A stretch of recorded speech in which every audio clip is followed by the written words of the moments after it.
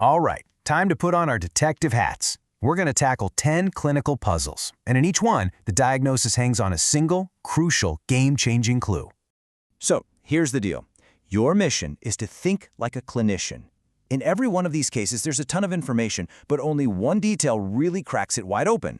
The challenge is, can you spot that signal in all the noise? Ready to jump in? Okay, let's kick things off with round one. These cases are all about pattern recognition, the classics. But you know, even the classics have some tricky lookalikes, so let's see how one single finding can change absolutely everything. Okay, case one. So picture this. An elderly patient comes in with crampy pain and a swollen belly that sounds like a drum when you tap on it.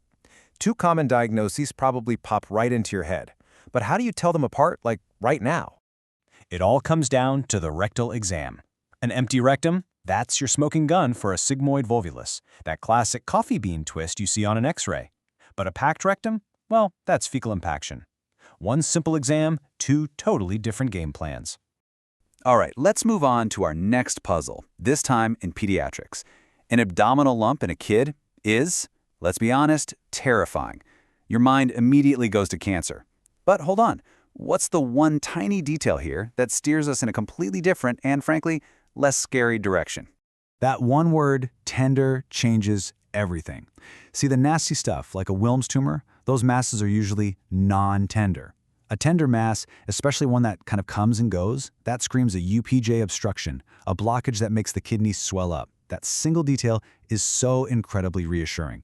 Next up, so you've got this patient, dry eyes, dry mouth, swollen salivary glands. This is a classic triad of symptoms. When you see these three things line up, especially in a middle-aged woman, one diagnosis should be blinking in neon lights at the top of your list. Yep, this is Sjogren's syndrome straight out of the textbook. It just fits the picture perfectly, right down to that wild 9-to-1 female-to-male ratio. And then you can clinch the diagnosis by finding those key antibodies, anti-Ro and anti-Law. Okay, ready for round two? Because in these next few cases, getting the diagnosis right is only half the battle.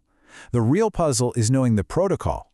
Get the steps in the wrong order, and you could be causing delays or even real harm. So think this one through with me. You've got a gold miner, major risk factor for lung cancer, right? Silica exposure. The chest X-ray shows something.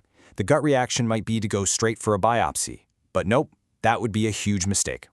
Look, the sequence here is absolutely critical. After that X-ray, the very next step is always a CT scan. Think of the CT as creating the map. It shows you exactly where the lesion is, what it looks like, and how far it might have spread. You just can't plan a bronchoscopy without that map. It's step by step for a reason. Oof, this one is high stakes. A deep vein thrombosis, a DVT in a pregnant patient. You've got to treat the mom's clot, but you absolutely cannot harm the baby. And here's the kicker. One common anticoagulant is totally fine, while another is an absolute no-go. Do you know the difference? And the difference is night and day. Low molecular weight heparin, or LMWH, that's your go-to. It's safe because it doesn't cross the placenta. But warfarin? It's a disaster waiting to happen. It's teratogenic and can cause fatal bleeding in the baby. This is one of those rules in medicine you just never break. All right, let's switch gears to a psych puzzle. You've got a patient with a history of depression, but then they mention this past episode, this week where they barely slept, got a ton done, couldn't stop talking. Ding, ding, ding, that's the clue. That wasn't just a good week, that was hypomania.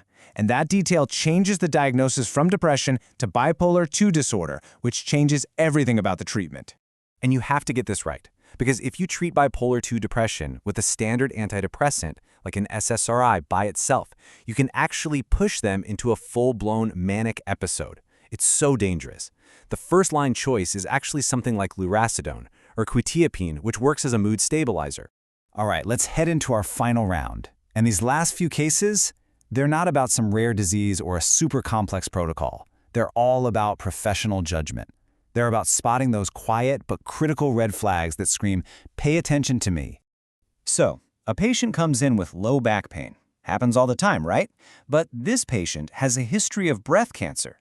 And suddenly, that common complaint could be hiding something much, much more serious. What's the most important detail in her entire story? It's that cancer history. No question. It is the single biggest red flag for metastatic bone disease. I mean, look at this number. A staggering 80% of all bone metastases come from just 5 cancers: breast, prostate, lung, thyroid, and kidney. For a patient like this, new back pain is a potential emergency until you prove it's not. Now, this next one is a different kind of puzzle. It's about knowing when a red flag isn't a red flag.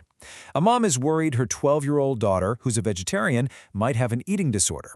But is this really a cause for concern, or is it just a kid being a kid? When you lay it out, the picture becomes really clear. Our patient, she checks all the boxes for healthy development. Her BMI is normal, she feels good about her body, and her diet is about ethics, not restriction. The real red flags for an eating disorder, a super low BMI, distorted body image, physical signs like knuckle calluses, they're just not there. The right thing to do here? Reassure the mom. Okay, our final case, and this one is all about ethics. You witness a colleague, another doctor, practicing while they're clearly intoxicated. It's an awful, uncomfortable situation. But from a professional and legal standpoint, is there any gray area here? Any room for doubt about what you have to do? The answer is absolutely not. There is zero gray area. This is called mandatory notification. It's not a choice, it's a legal requirement. The law is there to protect patients, period. And it also protects you, the reporter, when you act in good faith. Your duty is crystal clear. You have to report it. So, we've gone through 10 different puzzles. What's the one thing they all have in common? It's not about memorizing a million facts from a textbook. It's about a much more refined, much more important skill. It all boils down to this idea. Clinical excellence isn't about knowing everything. It's about being able to spot the one single detail that changes everything. In every case we looked at, the answer was right there in front of us. The empty rectum, the tender mass, that 1 week of high energy, the cancer history. It's about training your brain to see that crucial signal. And really, that's the challenge, isn't it? The clue is always there. The only question is, what will you see? Thanks for joining me for this explainer.